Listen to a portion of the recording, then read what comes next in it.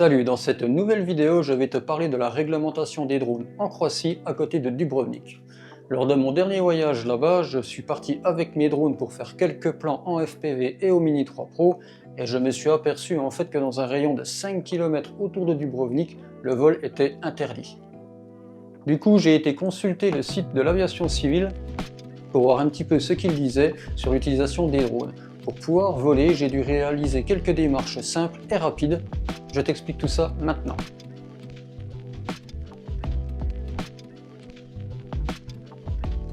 La Croatie faisant partie de l'Union européenne, la réglementation est à peu près similaire à celle de la France. Il peut y avoir quelques divergences d'un pays à l'autre. Comme pour la France, il faut commencer par obtenir les certifications A1 et A3 en suivant la formation sur le site Alpha Tango. Je mets le lien en description et je ferai une vidéo sur le sujet prochainement. La bonne nouvelle, c'est que les certifications A1 et A3 sont valables en Croatie. Il y a quand même quelques points à respecter en drone récréatif, comme ne pas dépasser une altitude de 120 mètres, comme en France, garder un contact visuel avec le drone et ne pas évoluer dans un rayon de plus de 500 mètres. Il ne faut pas en faire un usage commercial, il ne faut pas voler au-dessus des zones industrielles ou densément peuplées. Tu dois te conformer à la réglementation nationale et à celle de l'AESA. Il ne faut pas non plus voler dans les nuages, au-dessus des foules, dans les zones urbaines ou dans les zones restreintes. Une assurance privée couvrant les activités récréatives des drones est fortement recommandée. Je te conseille quand même d'aller faire un tour sur le site de l'aviation civile croate pour vérifier les dernières modifications sur le sujet, sachant que la réglementation évolue en permanence. Je te mets le lien en description.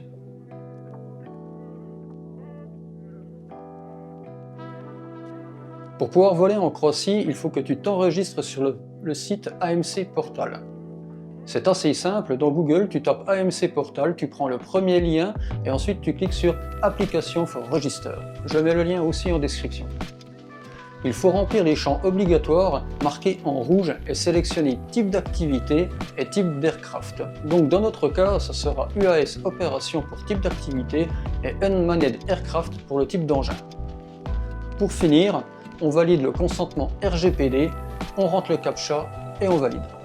Au bout de quelques heures, j'ai reçu un mail de l'aviation civile qui me demandait d'envoyer quelques documents, comme par exemple ma certification A1 et A3, un extrait de mon enregistrement sur le site Alpha Tango, et j'ai rajouté aussi un extrait d'enregistrement de mon Mini 3 Pro, même si celui-ci n'était pas obligatoire car c'est un drone de moins de 250 grammes. Tu envoies le tout à l'adresse indiquée dans le mail et il n'y a plus qu'à attendre quelques heures pour recevoir ton mot de passe provisoire pour te connecter au portail. Une fois reçu, tu vas vite fait effectuer ta première connexion sur le portail et c'est good, tu peux voler en Croatie. Une fois ton compte créé et validé, tu peux télécharger l'application AMC Portal sur ton téléphone. Pour ça, rien que plus simple, tu vas directement sur l'App Store ou sur le Play Store, tu tapes AMC Portal et tu télécharges l'application. Ensuite, tu te connectes directement dans l'application avec ton adresse mail et ton mot de passe. Du fait que tu sois enregistré à l'aviation civile, tu vas pouvoir réserver un espace aérien, mais surtout voler dans les zones de restriction comme autour de Dubrovnik. C'est pour ça que j'ai pu faire quelques plans à Dubrovnik et sur l'île du Lokrum dans ma dernière vidéo qui s'appelle Croatia. D'ailleurs, je mets le lien en fiche et en description.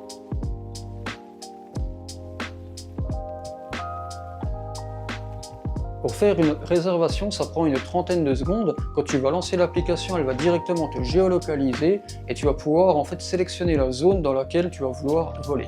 Tu as juste à rester appuyé sur la carte là où tu souhaites voler. Un petit menu en bas va s'ouvrir dans lequel tu vas pouvoir régler ta zone d'évolution en respectant les 500 mètres et aussi l'altitude maximum à laquelle tu souhaites évoluer. Si comme moi tu es dans une zone restreinte, tu auras l'onglet Warning qui sera en jaune. Si tu appuies sur cet onglet, tu verras qu'il y a écrit dans la zone CTR Dubrovnik, normal vu que je suis dans une zone restreinte. Tu reviens sur Réservation Request et cette fois tu appuies sur le bouton Réservation Request pour finaliser ta demande. Pour le nom du drone, tu n'as rien à toucher, le nom est assez bizarre mais c'est ce que l'aviation civile a enregistré donc c'est pas grave, on passe à la suite. Dans Date and Time, tu sélectionnes dans combien de temps tu vas décoller et la durée de ton vol. Prévois toujours un peu plus de temps de vol, de toute façon tu pourras stopper ta réservation à la fin de ton vol. Pour le reste, tu laisses comme c'est ou alors tu réajustes les valeurs, c'est ce qu'on avait réglé précédemment. Quand tout est OK, tu appuies sur Request an Airspace Reservation. Un pop-up va s'afficher pour te dire que ta réservation a été approuvée et que tu pourras décoller à la fin du décompte. Vu qu'on est dans une zone CTR, le pop-up te dit aussi que tu devras faire savoir quand tu décolles et quand tu te poses. Pour ça, rien de plus simple, il suffit d'appeler l'aviation civile. Non, je déconne. Avant de décoller, je te conseille de télécharger la validation écrite et de l'enregistrer dans ton téléphone, au cas où tu aies un contrôle. Au moins, tu pourras prouver que tu as volé en règle. Pour finir, tu es prêt à décoller. Après la fin du décompte, le bouton Tactical Activation Request va s'afficher et il faut appuyer dessus et mettre Yes pour dire qu'on décolle. Quand on a fini le vol, on reprend l'application et on appuie sur End Fly puis Yes. Voilà, tu as volé en règle en Croatie. Félicitations. Voilà comment voler en toute légalité en Croatie. Ça reste relativement simple vu qu'on est en Europe et que la réglementation commence à être harmonisée. Personnellement, je te conseille d'utiliser l'application même si tu n'es pas dans une zone restreinte, car ça peut éviter des problèmes comme par exemple le vol de plusieurs drones dans une même zone. Ce qui est pas mal aussi avec l'application AMC Portal, c'est qu'on peut voir toutes les réservations qui ont été effectuées dessus. Et ça ne concerne pas uniquement les drones. On peut voir aussi les réservations qui ont été faites pour des sauts en parachute, du parapente et toutes ces choses-là. Voilà, j'espère que cette vidéo vous aura plu et vous sera utile. Dites-moi en commentaire si le format et le sujet de cette vidéo vous ont plu. Et moi je vous dis à bientôt dans une prochaine vidéo. Ciao ciao.